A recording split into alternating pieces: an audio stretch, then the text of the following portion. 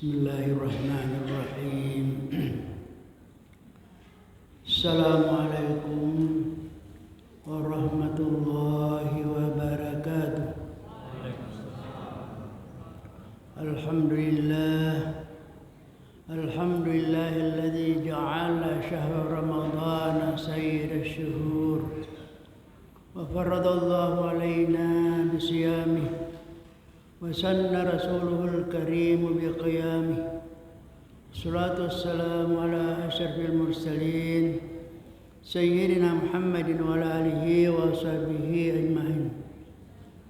قال الله سبحانه وتعالى في القرآن العظيم وهو أصدق القائلين أعوذ بالله من الشيطان الرجيم بسم الله الرحمن الرحيم وإذا سألك عبادي عني فإني قريب أجيب دعوة الداع إذا دعاني فليستجيبوا لي وليؤمنوا بي لعلهم يرشدون. Sadaqallahul Adzim. Hadirin hadirat yang berbahagia, alhamdulillah wa syukurlah kita panjatkan Allah Subhanahu wa taala atas segala nikmat, rahmah, hidayah dan taufiknya, sehingga pada malam ini kita kembali bersama-sama hadir di tempat ini, tentunya untuk membuktikan bahwa kita adalah hambanya yang taat kepada Allah Subhanahu wa taala dengan melaksanakan kewajiban kita, dan itu tadi kita sudah selesaikan dengan salat Isya berjamaah, dan insyaallah kita akan lanjutkan dengan salat tarawih secara berjamaah pula. Sebelum saya lanjut, saya mau jelaskan sedikit dulu tentang hukumnya salat duduk. Siapa tahu ada bertanya-tanya tadi saya salat duduk. Salat duduk itu ada dua macam, ada duduk di kursi, ada duduk di lantai. Kemudian ada juga salat setengah, separuh berdiri, separuh duduk. Nah, itu beda kalau salat sunnah dengan salat fardu. Kalau salat fardu berdiri itu adalah rukun. Artinya tidak sah salat fardu kalau kita kuat berdiri lantas kita tidak berdiri. Kecuali kalau memang dalam keadaan uzur tidak bisa, ya boleh. Sedangkan kalau salat sunat meskipun kita mampu berdiri, kuat berdiri, kalau mau duduk boleh. Kalau sunat, umpamanya kita tarawih, imamnya tetap berdiri, kita mau di belakang duduk boleh. Tapi sebaiknya kita ikuti imam, sebaiknya, tapi boleh. Bahkan boleh kita salat baring.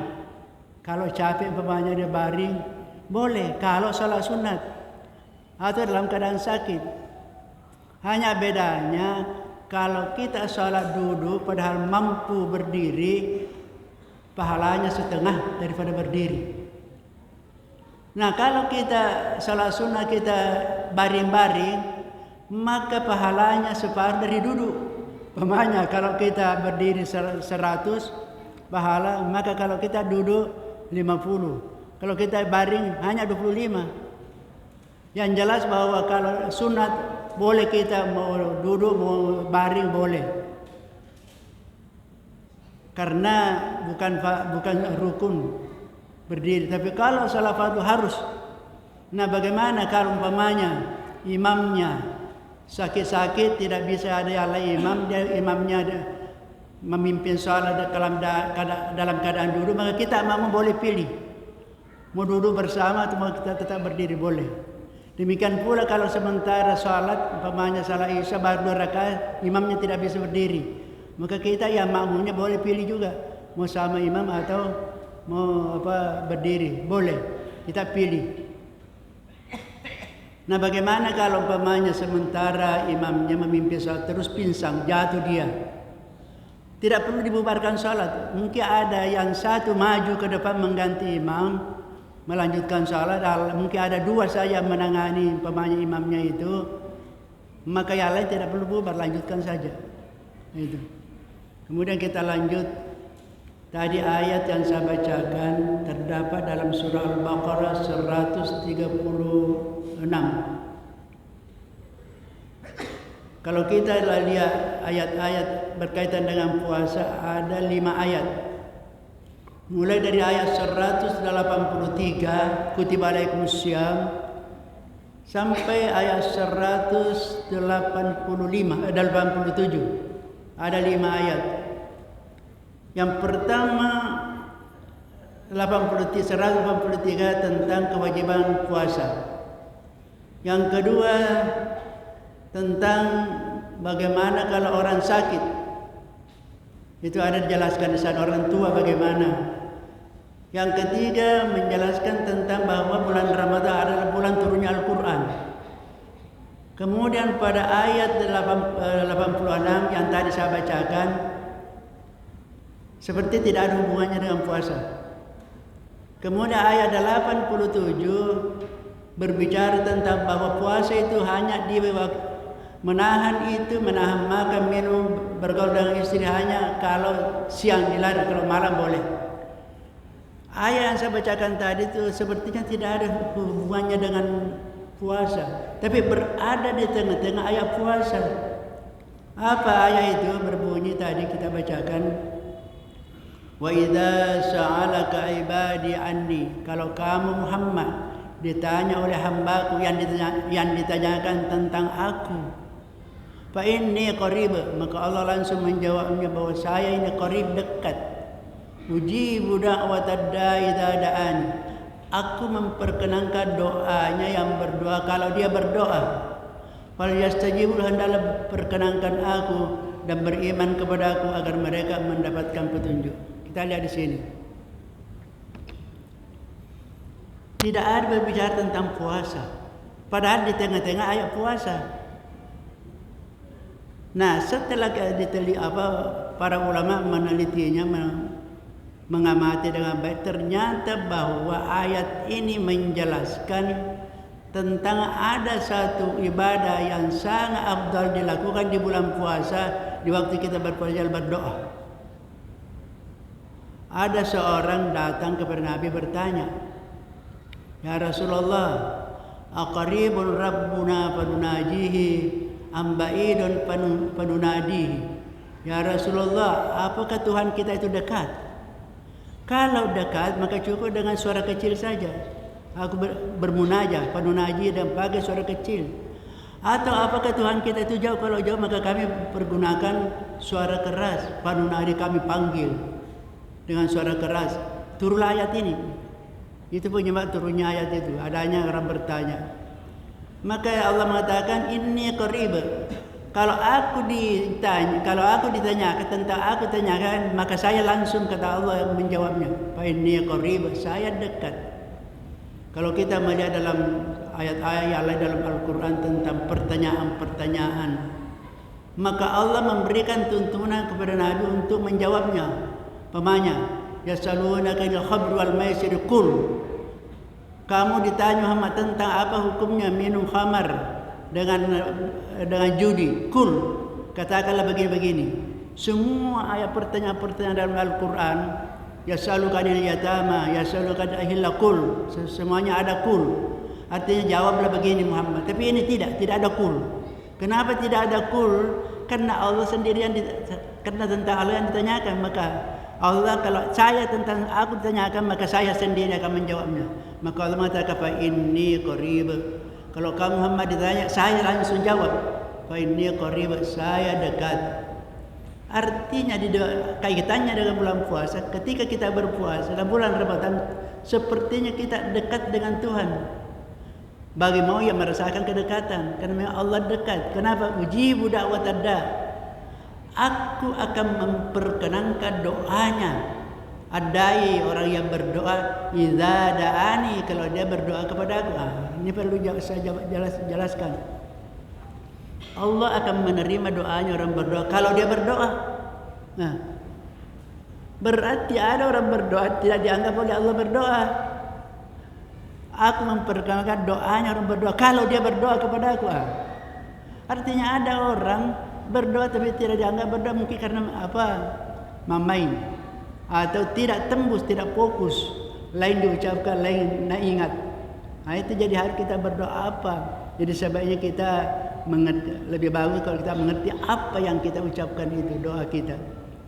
Jadi Allah akan memperkenalkan doa. Nah, sekarang kita bicara sedikit dengan doa. Seperti tadi oleh protokol judulnya zikir dan doa. Tapi zikir nanti mungkin subuh lah dilanjutkan. Saya khusus dengan doa. Doa itu adalah bagian daripada ibadah. Ad-du'a huwal ibadah. Doa itu adalah ibadah. Ad-du'a silahul mu'min. Doa itu adalah senjata orang mukmin. Artinya senjata itu kan menghalau musuh-musuh. Senjata untuk berhadapan dengan musuh. Jadi untuk kita orang mukmin, kita punya senjata adalah doa. Apa itu doa? Apa musuh-musuh? Antara lain bencana, bahaya, malapetaka, apapun yang kita anggap sebagai tidak senang, maka kita pergunakan doa. Nah, doa itu adalah perintah wajib. Ud'uni astajib lakum, kata Allah, mintalah kepadaku dan aku akan memperkenankan.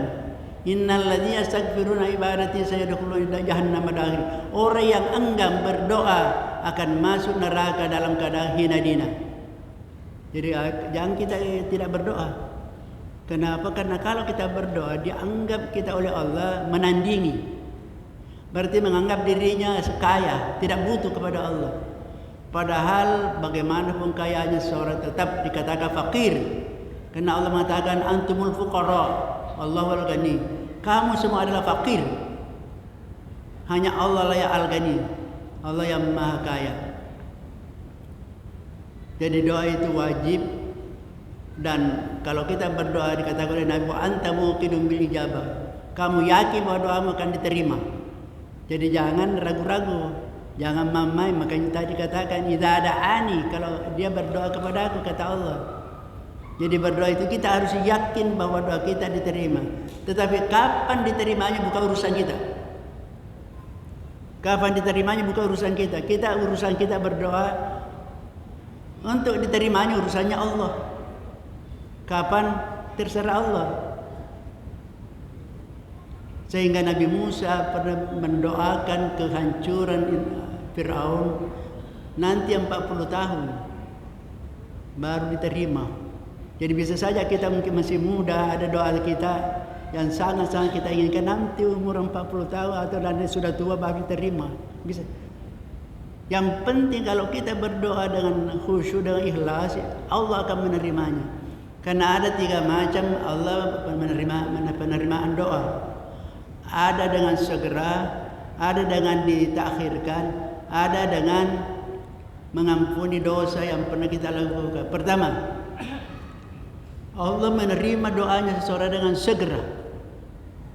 Apa yang disebut segera? Selama kita di dunia disebut segera. Apakah cepat, waktu masih muda, atau nanti. Pokoknya kalau doa kita diterima selama di dunia itu namanya segera. Ada yang ditabungkan nanti di akhirat baru Allah. Karena doa itu adalah ibadah, berarti ada pahalanya. Jadi kalau belum diterima di dunia, Allah akan memberikan nanti sebentar dari kemudian. Di dalam satu penjelasannya dalam beberapa hadis dikatakan, kalau Allah sebentar sudah membagi-bagikan pahalanya orang yang sudah berdoa, kemudian orang yang tidak berdoa, orang yang sudah diterima doanya menyesal. Jadi orang yang sudah diterima doanya di dunia menyesal, bila kenapa saya dulu terlalu cepat ya Allah, kenapa bukan sekarang? Kenapa? Karena doanya orang yang tidak diterima doanya di dunia, pahalanya di akhirat itu jauh lebih besar. Sehingga menyesal semua orang, kenapa ya Allah terlalu cepat dulu terima, kenapa bukan sekarang? Nah, itu.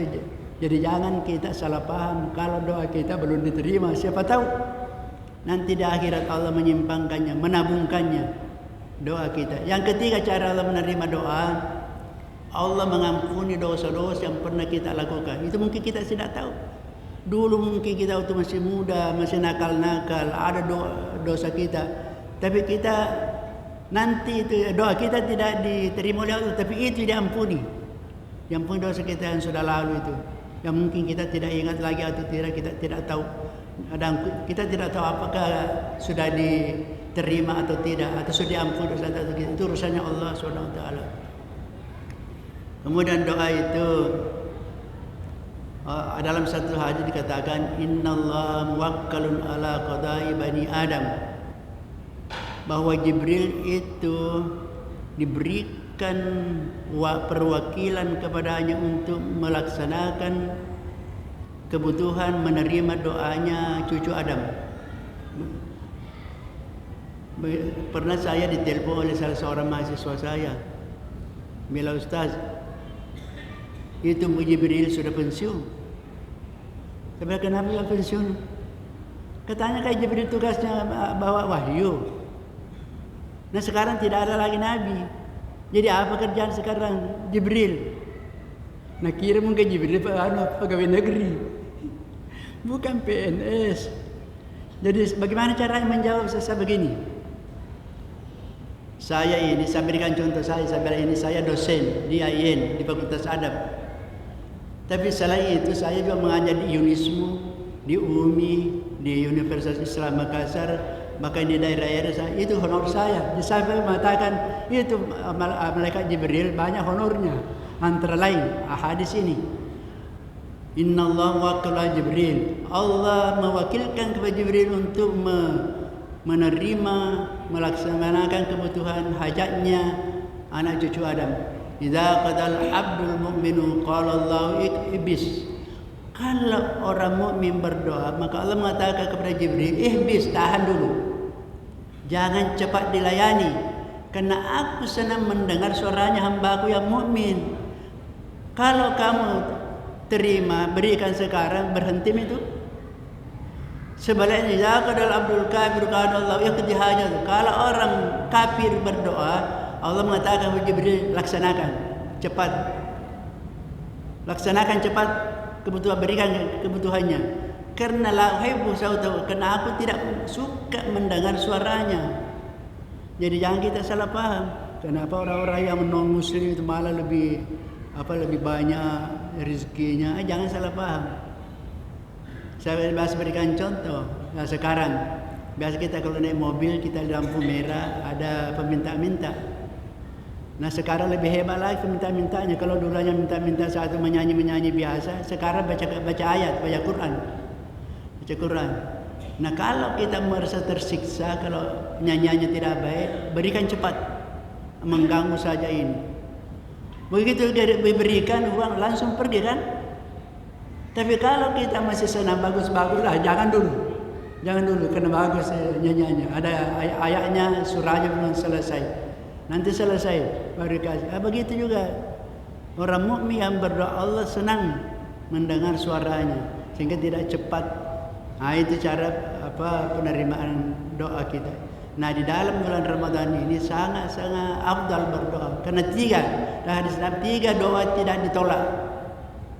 Tiga doa tidak ditolak. Pertama, doanya orang berpuasa hatta yuftir, sampai berbuka puasa.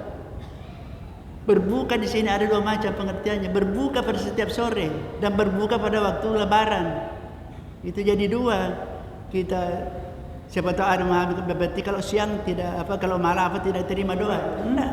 Ini bulan Ramadan, jadi yuftir itu boleh setiap hari, maksudnya boleh nanti ujung dari bulan Ramadan itu. Itu Lebaran. Itu yang pertama, tidak ditolak doanya. Yang kedua, imamun adil, penguasa pemerintah yang adil. Kalau pemerintah yang adil berdoa, Allah akan terima doanya. Artinya, kalau penguasa pemerintah yang tidak adil, tidak terima doanya. Tidak terima doanya. Yang ketiga, doaul mazlum, doanya orang yang dianiaya. Jangan coba-coba menganiaya orang. Ada menganiaya orang, mengganggu atau memperlakukan pada seseorang yang tidak semestinya.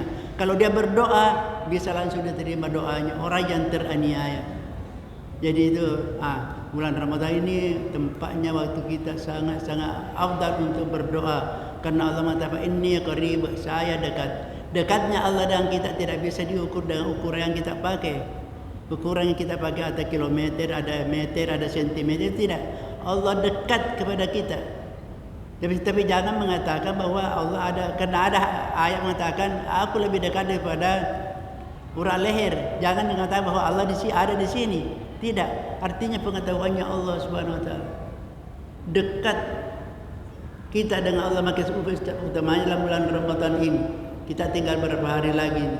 Apalagi 10 terakhir ini malam ke-24 ya.